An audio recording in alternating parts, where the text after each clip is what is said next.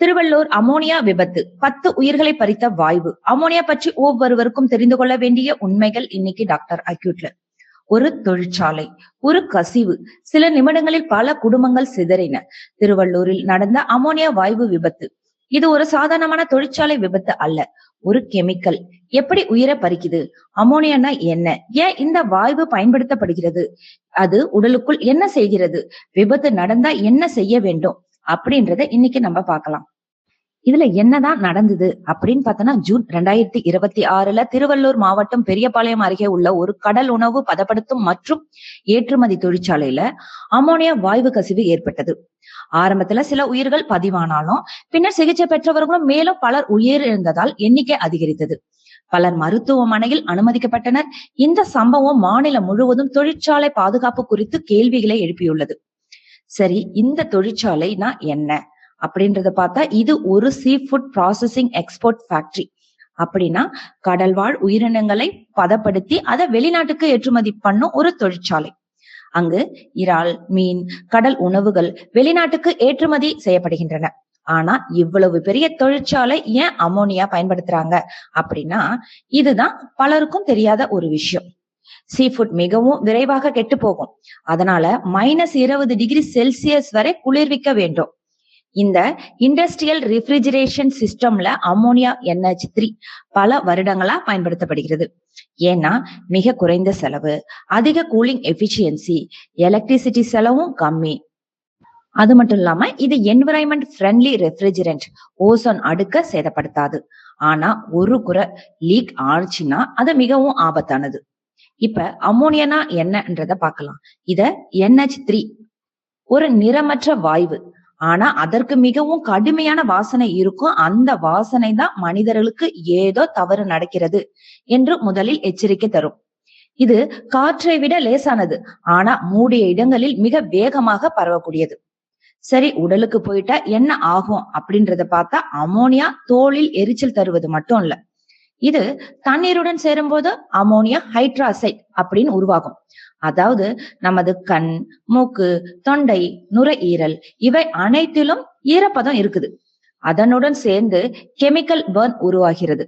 அதனால கண் எரிச்சல், கண்ணீர், இருமல், தொண்டை எரிச்சல், மூச்சு திணறல், வீசிங், நுரையீரல் நீர், கடுமையான ஆக்சிஜன் குறைவு, கார்டியாக் அரெஸ்ட் வரை ஏற்படலாம். கடுமையான வெளிப்பாட்டில் நோயாளிகள் கோமா, மூக்கில் இரத்த கசிவு போன்ற தீவிர அறிகுறிகளுடன் வந்ததாக சிகிச்சை அளித்த மருத்துவர்கள் தெரிவித்துள்ளனர்.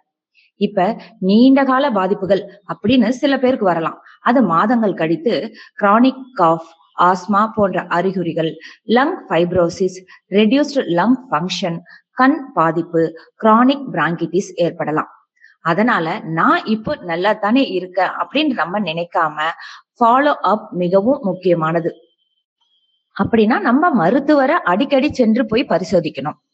இப்ப விபத்து நடந்தா என்ன செய்ய வேண்டும் அப்படின்னா, முதல்ல நம்ம ஹீரோ போல கேஸ் சோர்ஸ் பார்க்க ஓடக்கூடாது. செய்ய வேண்டியவை அப்படின்னு பார்த்தோன்னா, உடனே அந்த இடத்தை விட்டு வெளியேறணும். காற்று வீசும் திசைக்கு எதிரா அல்லது குறுக்கு திசையில் நகரணும். வாயு மேகத்துக்குள்ள செல்லக்கூடாது. மூச்சை முடிந்தவரை பாதுகாத்து கொள்ள வேண்டும். கண்ணில் பட்டால் 15-20 நிமிடம் தண்ணீரால கழுவணும். தோல்ல பட்டா அனைத்து மாசுபட்ட ஆடைகளையும் கழிச்சு தண்ணீரால் நன்றாக கழுவணும். காண்டாக்ட் லென்ஸ் போட்டிருந்தா அதை எடுத்துடணும். மூச்சு திணறல் இருந்தா உடனே மருத்துவமனைக்கு செல்லணும். இப்ப மருத்துவமனைக்கு போன பிறகு என்னென்ன சிகிச்சை எடுத்துக்கிறாங்க அப்படின்றத பார்க்கலாம். உடனே அவங்களுக்கு ஆக்சிஜன் கொடுக்கப்படும். நெபுலைசேஷன், ஏர்வே சப்போர்ட், பிராங்கோஸ்கோபி சில நோயாளிகளுக்கு தேவைப்பட்டா, வென்டிலேட்டர், ICU கேர். இதற்கு ஸ்பெசிபிக்கா ஆன்டிடோட் எதுவும் இல்ல, சப்போர்ட்டிவ் ட்ரீட்மெண்ட் மட்டும்தான். இப்ப தொழிற்சாலையில் தொழிலாளர்கள் தெரிந்து கொள்ள வேண்டிய விஷயத்த பார்க்கலாம்.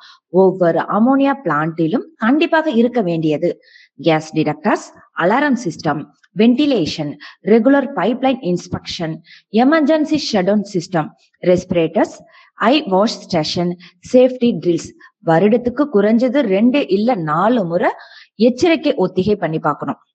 விபத்து நடந்த பிறகு தமிழ்நாடு அரசு மாநிலம் முழுவதும் ஆயிரக்கணக்கான அபாயகரமான தொழிற்சாலையில பாதுகாப்பு ஆய்வு நடத்த உயர்மட்ட குழுவை அமைப்பதாக அறிவித்துள்ளது. இந்த வீடியோ பயமுறுத்துவதற்காக இல்லை, விழிப்புணர்வுக்காக. ஒரு கெமிக்கல், ஒரு சேஃப்டி ரூல், ஒரு ட்ரைனிங் இவை இருந்தால் பல உயிர்களை காப்பாற்ற முடியும்.